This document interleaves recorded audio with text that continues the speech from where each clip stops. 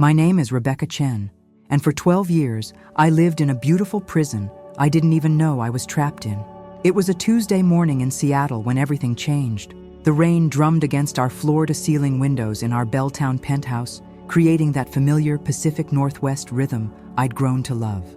I was arranging fresh peonies in the marble vase on our dining table when my phone buzzed with a text from my mother-in-law, Patricia. Lunch at the Georgian, 1 p.m. Don't be late. No, please. No, are you available? Just a command, as always. I glanced at my husband, Marcus, who was absorbed in his laptop at the breakfast bar. His dark hair was slicked back the way Patricia liked it, and his expression was set in that serious, focused look that made him seem important and untouchable. Your mom wants lunch today, I said, keeping my voice light. He didn't look up. She probably wants to talk about the charity gala next month. Make sure you listen to what she says about the guest list. My chest tightened. Okay. Mom knows these things better than you do. I swallowed the bitter taste in my mouth and nodded. It was easier than fighting. Patricia was already seated at her usual table by the window, wearing a cream Chanel suit and her signature pearl necklace. At 62, she was still striking, with sharp cheekbones and eyes that missed nothing. Next to her was Marcus's younger sister, Vanessa, scrolling through her phone. Rebecca, you're 7 minutes late, Patricia said as I approached. I'm sorry. Traffic on 5th was... Sit, she gestured to the chair across from her. We need to discuss something important. A waiter appeared, and Patricia ordered for all of us without asking what I wanted. Salmon for her and Vanessa, a Caesar salad for me because you've put on a few pounds, dear, and you need to watch it. I was 5'6" and weighed 135 pounds, perfectly healthy. But in Patricia's world, there was always room for improvement when it came to me. So, Patricia began, Marcus told me you've been talking about going back to work. My heart skipped. Before we got married, I'd been a financial analyst at a mid-sized investment firm. I was good at it, really good.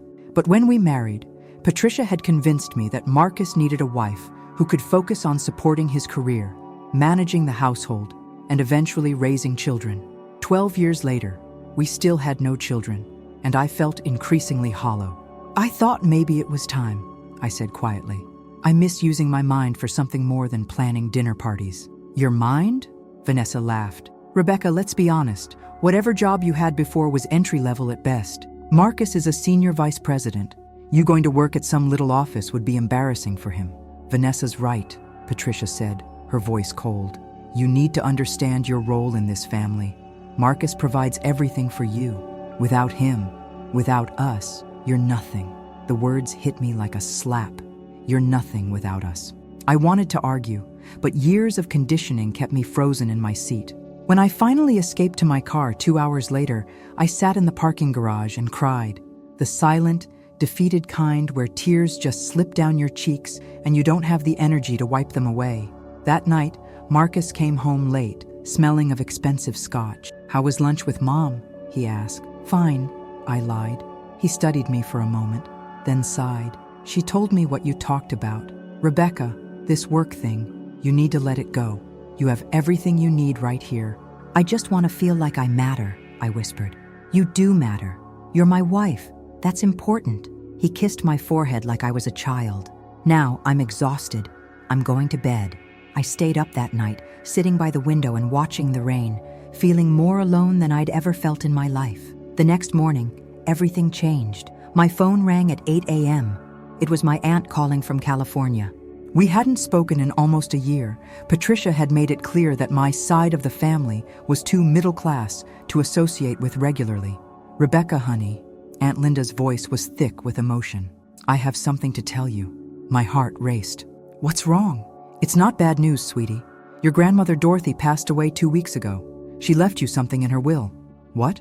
$70,000. And a letter. I had to pull over on the side of the road, my hands shaking so badly I couldn't drive. $70,000. It was more money than I'd had in my own name since I married Marcus. Rebecca, are you still there? Aunt Linda's voice brought me back. Yes, I'm here. I can't believe it. The lawyer will be sending you the paperwork. But honey, I'm also overnighting you the letter. Dorothy was very specific that you needed to read it. The letter arrived the next day in a thick cream envelope with my name written in my grandmother's shaky handwriting.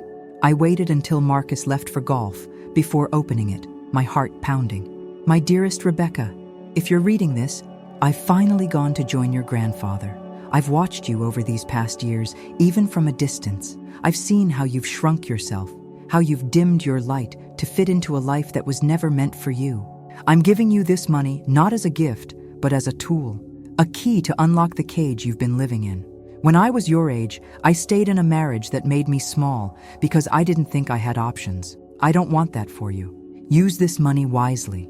Use it to remember who you were before you became someone's wife. You were always the smartest one in the family, Rebecca. Don't let anyone make you forget that.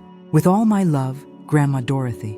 I read the letter 3 times, tears streaming down my face. She knew. She'd known all along. That afternoon, I did something I hadn't done in years. I opened my old laptop and looked up my former boss, Jennifer Martinez. She'd left the investment firm 5 years ago to start her own financial consulting company. And according to LinkedIn, she was doing incredibly well. I stared at her contact information for 20 minutes before I finally sent an email. Dear Jennifer, I don't know if you remember me, but I worked under you at Clearwater Investments from 2010-2013. I'm interested in re-entering the workforce and would love to buy you coffee and get your advice.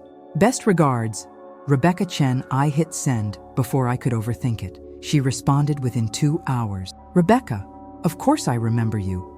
You were one of the brightest analysts I ever worked with. I'd love to catch up. Are you free tomorrow at 10 a.m.?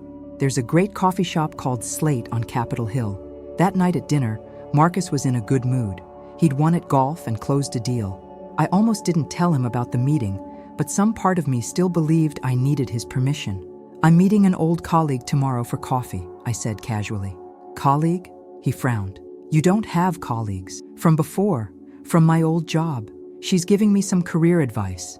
His fork stopped halfway to his mouth. We've talked about this, Rebecca. You're not going back to work. I'm just having coffee and a conversation, Marcus. That's all. You're wasting your time.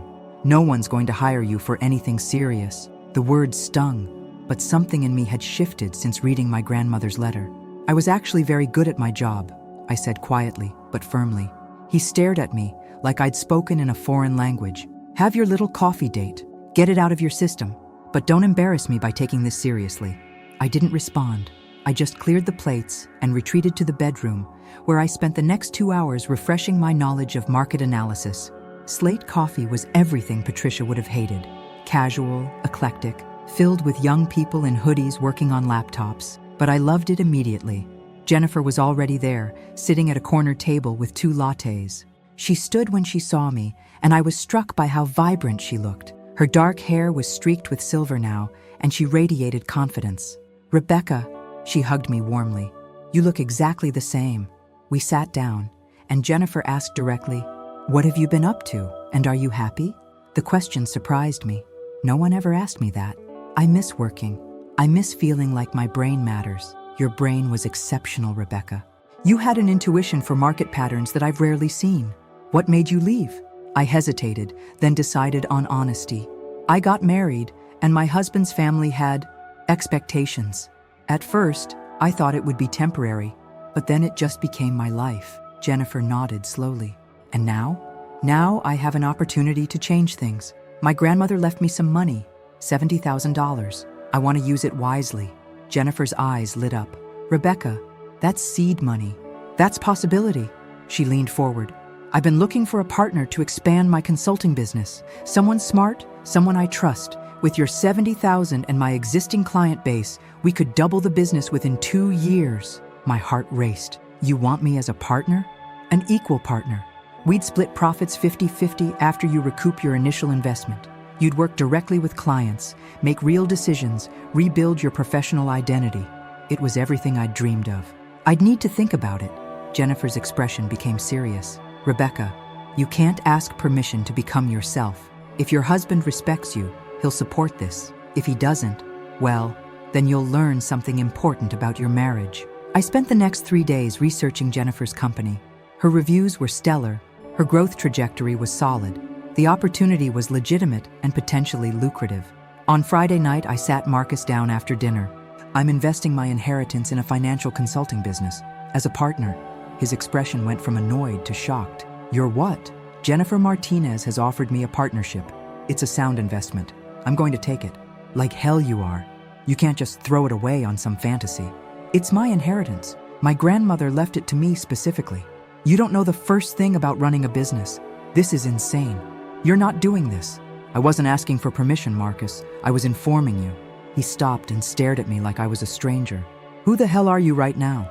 I'm someone who's tired of being told she's nothing, I said quietly. You're not equipped for this. You'll embarrass yourself and embarrass me. What I understand is that you've never believed in me. But I believe in me, and I'm going to do this. If you do this, don't expect me to pick up the pieces when it falls apart. I won't need you to. His jaw clenched. Sleep in the guest room. I don't want to look at you right now. As I lay in the unfamiliar bed, I felt something I hadn't felt in years. I felt free. The next morning, I called Jennifer and told her I was in.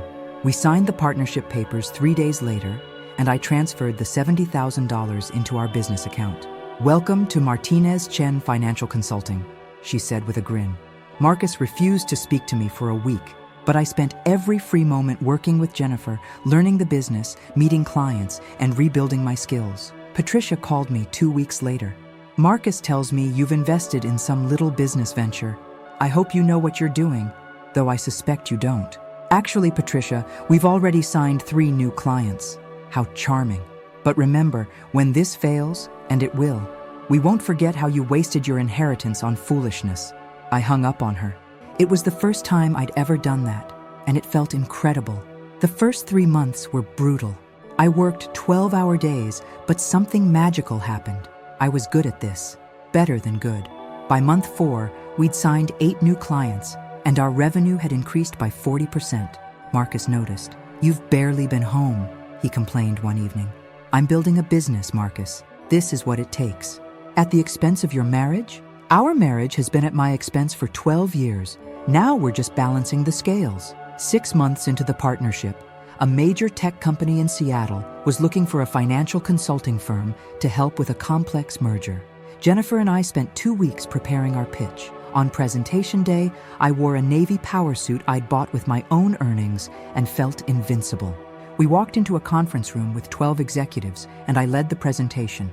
Every question they asked, I answered with precision and confidence. At the end, the CFO stood and shook our hands. That was one of the best pitches I've seen. We'll be in touch. 3 days later, we got the contract, a 2-year engagement worth $500,000. That night, I came home to find Marcus sitting in the living room with his mother. We need to talk, Patricia said coldly. You've become completely self-absorbed and neglectful of your duties as Marcus's wife. I've been building a successful business. We just signed a major client today. Your primary responsibility is to your husband and this family. It's time to return to your proper role. I looked at Marcus. Is this what you want? For me to give up my business? He wouldn't meet my eyes. Maybe we could find a better balance. The same way your career has consumed your life for 12 years, it's different. I'm the primary breadwinner. Not anymore, you're not, I said quietly. I'm making almost as much as you do, and in 2 years, I'll probably be making more. Patricia's face went white. That's impossible. It's happening. I'm good at what I do. Apparently, I'm something without you all. Marcus stood up slowly. What did you just say? You told me I was nothing without your mother, without your family. Well, I've proven you wrong. I don't need your name or your money or your approval. Maybe we need to reconsider this marriage. My grandmother's words echoed. Use this money to unlock the cage you've been living in. Maybe we do, I said calmly. I walked upstairs, packed a bag, and called Jennifer. Can I stay with you for a few days? Of course. What happened? I think I just freed myself. 3 months later, Marcus and I signed divorce papers. He'd realized that the woman he'd married no longer existed, and I'd realized I didn't want to spend another minute trying to be her. A year after that, Martinez Chen Financial Consulting expanded to 3 offices across Washington state. We had 24 employees, over 50 clients, and a reputation for excellence. And me? I was no longer Rebecca Chen, Marcus's wife. I was Rebecca Chen, successful businesswoman, partner, and finally, after all these years, myself. My grandmother had given me $70,000, but what she'd really given me was permission to remember my worth, and that gift was priceless. As I stood in our new downtown Seattle office, looking out at the city, I thought about her letter. You were always the smartest one in the family, Rebecca. Don't let anyone make you forget that. I hadn't forgotten. Not anymore, and I never would again.